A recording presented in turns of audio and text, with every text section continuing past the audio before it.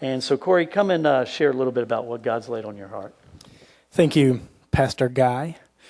Like you said, my name is Corey, and for any of you who knew me growing up, you're wondering why I'm speaking on the week that they're talking about angels from heaven. Well, God's transforming grace is great, so thank you for that. I have a little slideshow that I put together just to make it easier for me to talk to you guys because I'm terrified of public speaking. But pretty much God, for the past 2.5 years, has really been planting seeds in my heart over and over again that I've just been kind of pushing back because I didn't know what to do with it. And I was really nervous about going forward with what he was telling me. And so One More Drop is a project that I feel God has very much called me to start up. And it is drilling freshwater wells and operating filtration systems around the world where it's needed. And there's statistics like 884 million people worldwide lack access to clean water. Now, that's a lot of people. To put in perspective, that's 1 out of 6 people in the world. It's almost 1 billion people. And 10,000 people a day of that 1 billion, they die every day just from lack of access to clean water.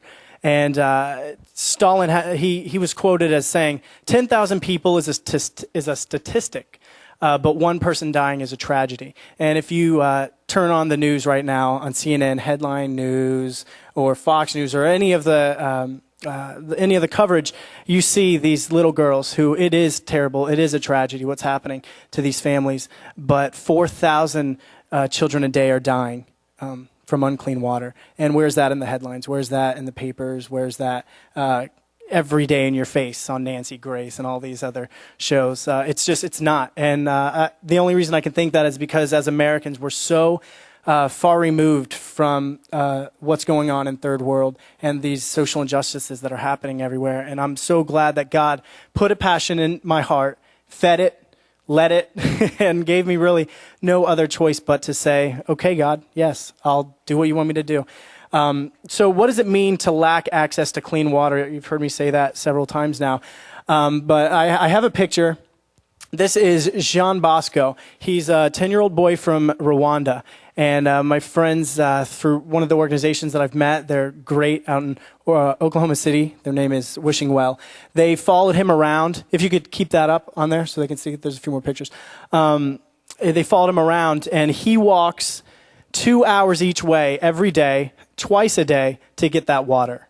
That water has parasites, viruses, it has bacteria, and it is no good for drinking whatsoever. And on the next slide, that's his mother and his little brother. They walk, and those yellow things that you see in the picture, those are jerry cans. Pretty much in America, we would put our gasoline in them, and we would fill it up if we run out of gas. They transport their water that way in third world, all over the world. That's how they get it around. Well, the kids can't fill it all the way because they can't carry it because a full can weighs 45 pounds. But they can fill it up about halfway, bring it 20 pounds for 2 hours back to their house, rest for a little while, head back so that they still have daylight. And this is not just their story. These are 4,000 kids a day that are dying, and the children that are in that 884 million people around the world. I'm not saying this to shame you or saying this to, hopefully it'll anger you, because it really, it should ensue that inside of you, but not to just make you feel bad, but to do what I felt God led me to do, to not put it on the back burner, not forget about it, but to figure, what can I do? And I'm not saying that yours needs to be water or that it needs to be AIDS or malaria or whatever's going on, but the economy in South Florida right now, I mean, there's people hurting. You're probably someone that's hurting. Everyone here is hurting. And to bring in this whole idea of the angels, we need to be serving each other, protecting each other, providing for one another. And don't put that just in the back of your mind. Don't push that away. God has given you those emotions. He's given you that desire and that passion for a reason. And go on to the next slide.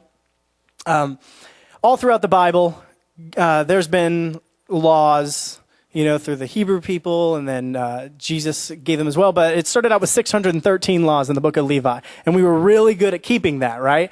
It was really good. No, that's why Moses came down with 10 commandments, because God said, okay, if you can keep 10, then, we'll be good. And then one of the Pharisees asked Jesus, what is the greatest commandment? And Jesus simplified it to 2. And it's in the book of Mark, chapters 12, verse 30 and 31. It's love the Lord your God with all your heart, your soul, your mind, and your strength. And then to love your neighbor as yourself. There's no greater commandments than this.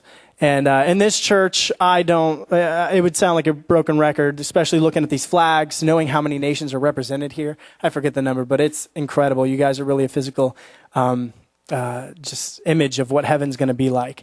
But who is our neighbor? Well, we are no longer, 200 years back where you'd have to walk for 6 months along the Appalachian Trail if you wanted to get to New York. Haiti is a 2-hour plane trip from South Florida, if that. Brazil, Colombia, Peru, Nicaragua, Costa Rica, the Dominican. I've had people coming up to me from Jamaica in the past services saying it's a problem there too. We have slums. We need wells. We need filters. We need water. And there's China, Africa. It's everywhere. So who is our neighbor? Well, now that we see this, what is our response? Because as Christians, I think that we do need to have one. And on the next slide, with one more drop, I know that the physical water, that's a huge problem, that people need to have life through water because they're simply somehow not giving it, even though 1% of the world's fresh water is tapped into and readily available right now. 1%. But whether it's through lack of resources in a country, lack of money, lack of government willingness to help, in some cases like Sudan, Sierra Leone, things like that, we still don't have clean water everywhere. Well, with one more drop, we know that their physical thirst has to be quenched, but there's nothing more important than the spiritual thirst. And there's no better picture than the woman at the well. And Jesus speaks to her in chapter 4 of John, and he says, whoever drinks of the water I give them will never be thirsty again.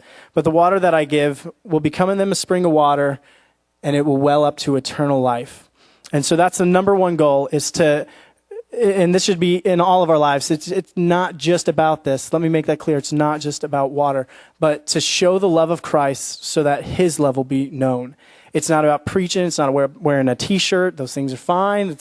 I'm not saying that they're bad, but the way the gospel is meant to be is to be showing love on behalf of God, on behalf of Christ, so that they will want that. They will want to know what that is. I mean, you look at, there was a story I saw on Oprah. Thanks, Sabrina. She made me watch Oprah this week. But this kid, he comes in to rob a store, and the lady starts praying with him. And he had never been spoken to that way, he said. And so he stopped, took the bullet out of the gun, and now he's looking to find that love. And that's just the amazing power of the gospel. And so I just wanted to share that with you.